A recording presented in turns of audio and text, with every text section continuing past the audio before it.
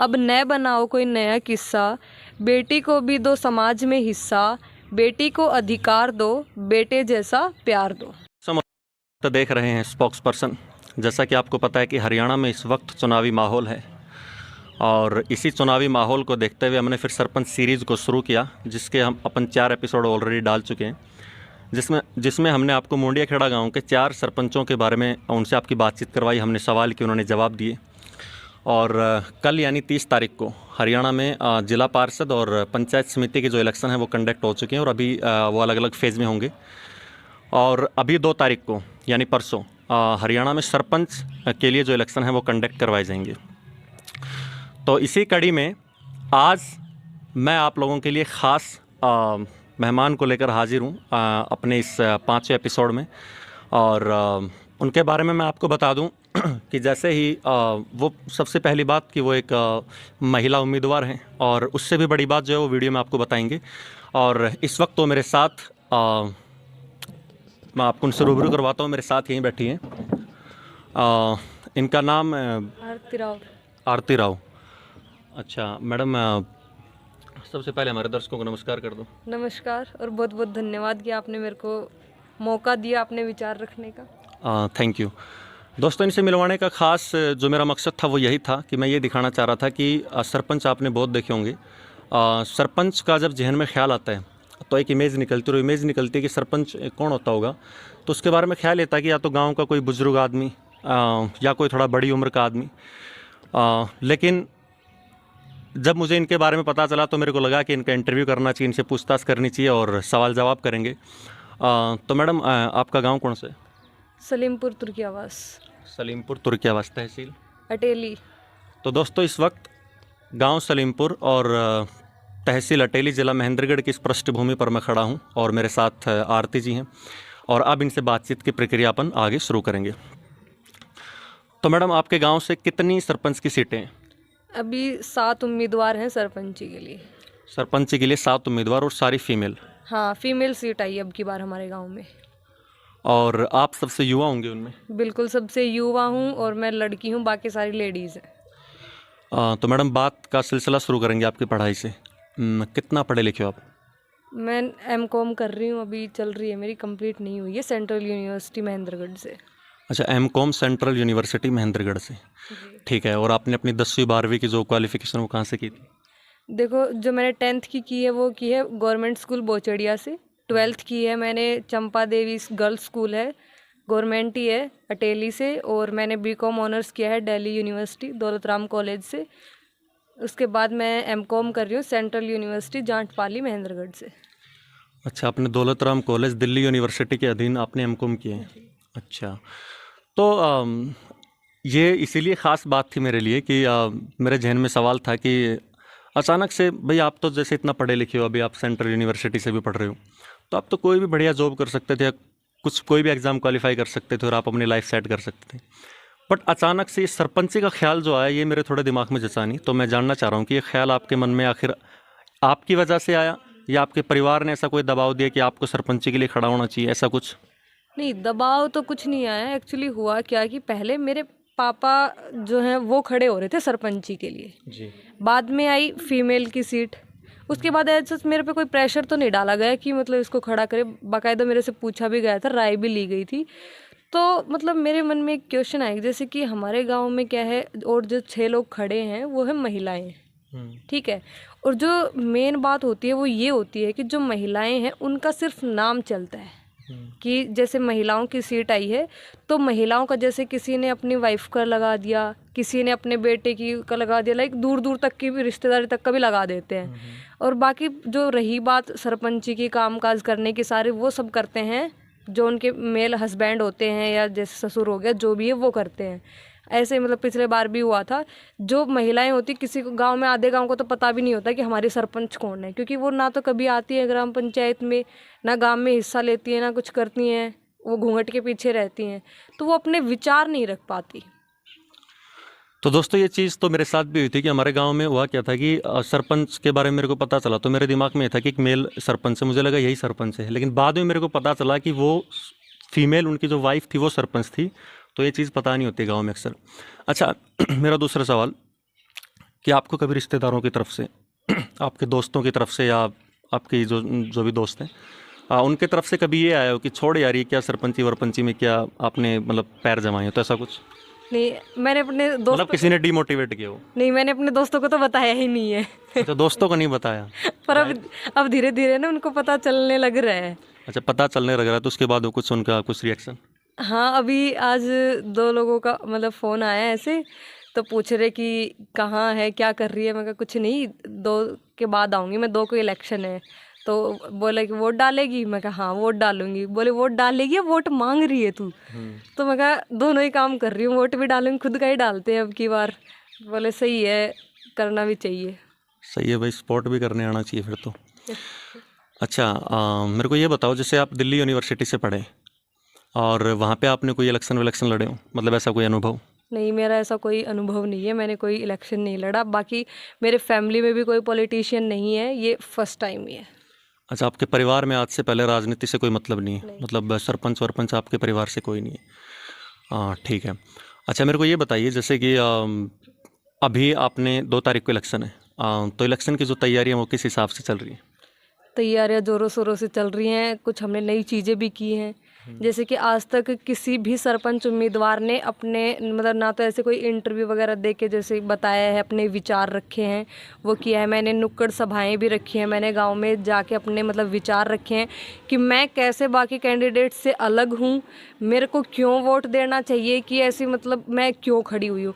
गांव के लोगों को ऐसा भी लगता है कि लाइक कभी मैं ऐसा तो नहीं हो जाएगा कि मैं शादी करवा लूँगी बीच में, या मेरे को नौकरी लग जाएगी तो मैं बीच में ही छोड़ दूँ, 5 साल ना करूँ, दिखूँ ही ना।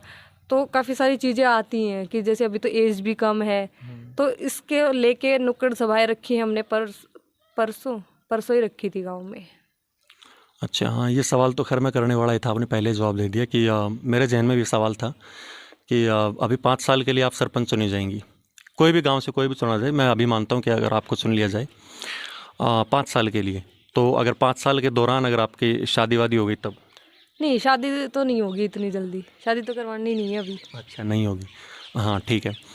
मेरा अगला सवाल ये था कि आप सरपंच पद के लिए खड़ी हैं और कहीं ऐसा तो नहीं है, जैसे कि हम देखते हैं आज तक कि परिवार में महिला खड़ी होती है सरपंची के लिए, लेकिन जितनी भी मीटिंग वगैरह होती हैं या गांव के काम करवाने हों या हस्ताक्षर वगैरह करवाने आते हैं, तो उनका काम घर के आपके जैसे आपके फादर साहब हो गए या मतलब आपके दादाजी होंगे, हाँ है। दादाजी या भाई ने कर दिया। तो ऐसा तो नहीं कि आप सिर्फ नाम के लिए सरपंच बनेंगी, कि गांव से आप सरपंच है और काम कोई और करेगा? इसीलिए तो मैं खड़ी हुई हूँ कि जो बाकी कैंडिडेट्स हैं वो मतलब ऐसा होता है जनरली, ठीक है। मैं बाकी को ये नहीं कह रही कि वो बुरे हैं, नहीं करेंगे, मेरा ऐसा कोई मतलब नहीं है, ना मैं उनको गलत साबित कर रही। बाकी मेरा जो मेन मोटिव था वो यही था कि मैं लड़की हूँ, ना मेरा कोई घूंघट का कोई सिस्टम है, ना मेरे घर वालों की तरफ से कोई रोक टोक है। घर वाले फुल सपोर्ट कर रहे, घर वाले बल्कि चाहते हैं कि मैं आगे बढ़ूँ। तो मैं अपने डिसीजंस खुद लूँगी, जो करना है मेरे को खुद करना है, किसी का कोई इंटरफेयर नहीं रहेगा। जी।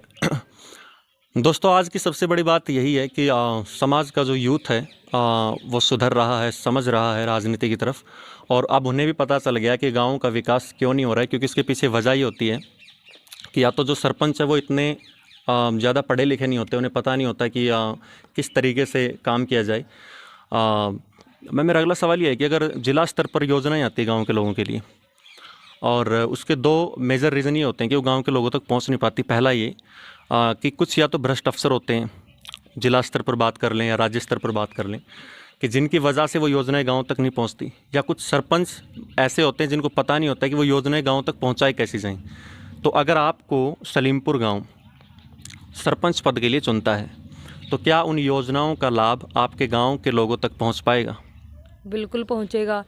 देखो, पढ़े लिखे होने का यही मतलब होता है। मैं पढ़ी लिखी हूँ तो मेरे को पता रहेगा कि सरकार क्या योजनाएं चला रही हैं, जैसे कि लेडीज़ के लिए, फीमेल्स के लिए, बच्चों के लिए भी चलाती हैं, जैसे छोटी बच्चियाँ होती हैं उनके लिए चलाती है, जो दलित वर्ग है उनके लिए अलग योजनाएं चलाती हैं। तो उन लोगों को नहीं पता होता, क्योंकि जो सरपंच है वो भी इसको ना एक तरह से कह सकते हैं सरदर्दी समझता है कि टाइम वेस्ट होगा, ऐसे क्या पूछना, ऐसे नहीं लेते रिस्क, वो नहीं बताते। तो ऐसा है कि हम मतलब जैसे जागरूक करना बहुत ज़रूरी है लोगों को, ताकि लोगों को उनका फ़ायदा हो, मेरे गांव के लोगों को भी उसका फ़ायदा हो। ये भी बहुत अच्छी वो है। जी। एक सबसे ज़रूरी सवाल मैंने हर सरपंच पद के दावेदारों से पूछा और मैं आपसे अभी पूछ नहीं पाया, अभी मुझे जहन में आया ये सवाल कि एक सीधा सा मैं आपसे सवाल करूँगा और उसका आप सीधा सा जवाब दें कि गांव सलीमपुर की जनता आपको सरपंच पद के लिए क्यों चुने? ऐसी कोई ख़ास या विशेष बात आप में? बिल्कुल, ऐसी एक नहीं, बहुत सारी बातें हैं। बताओ। अब वो हो जाएगा कि मतलब खुद की तारीफ नहीं कर रही, मतलब बता रही हूँ। एक तो ना, नहीं, जो है वही बताओ। बिल्कुल वही बताऊंगी। एक तो ये है कि मैं ना अपनी बातें रख सकती हूँ, ये अच्छे तरीके से रख सकती हूँ, और अपने अधिकारों के लिए भी लड़ सकती हूँ। तो अपने गांव के जो अधिकार होंगे, लोगों के जो अधिकार होंगे, उनके लिए भी लड़ सकती हूँ।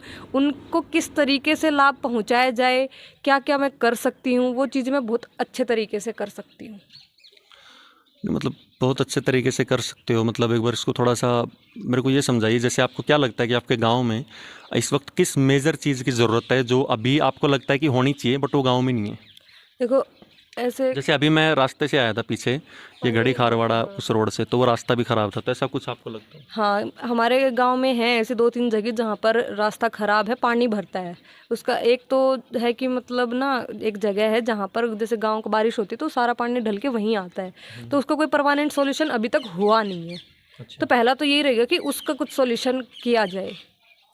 अच्छा। हाँ, तो एक तो वो किया जाएगा, क्योंकि बहुत सारे वो रोड टूटे हुए हैं कि पता है सरकार को ना, बाद मतलब लोगों को, सरपंच हो गया, सरकार जो भी है, उनको बाद में याद आता है रोड बनाने के बाद कि पाइप तो दबाए नहीं, तो सारे रोडों की ऐसी तैसी कर देते हैं।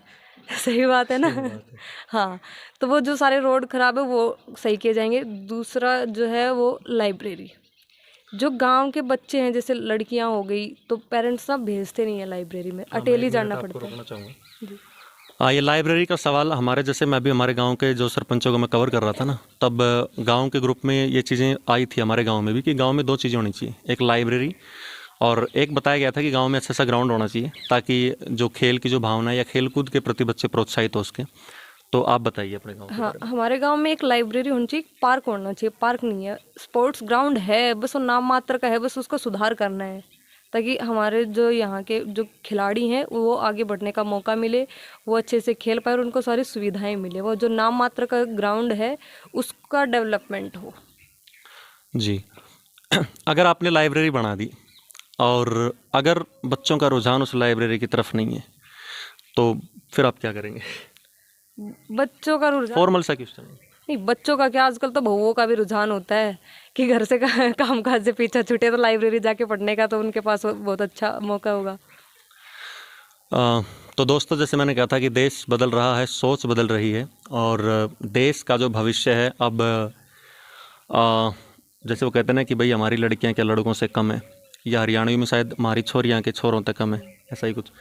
और एक बात और कि आज तक ना हमारे गांव में कोई भी लड़की सरपंची के लिए खड़ी नहीं हुई है, तो सरपंची बनना तो बहुत दूर की बात है। और मेरे को नहीं लगता कि अपने महेंद्रगढ़ जिले के भी किसी गांव में कोई लड़की सरपंच बननी होगी। नहीं है ना? नहीं है। हाँ, शायद नहीं है। नहीं है। तो मैडम अपने चुनाव चिन्ह के बारे में कुछ बता दो। चुनाव चिन्ह है नारियल का पेड़, 3रे नंबर पे है। तो दोस्तों, 3रे नंबर पर नारियल का पेड़ आने वाली 2 तारीख को आप आरती जी को अगर अपने गांव की सरपंच देखना चाहते हैं तो भारी से भारी, ज़्यादा से ज़्यादा मतों के साथ इन्हें विजयी बनाएं। तो मैडम, समाज के लिए या गांव के लोगों के लिए कोई मैसेज?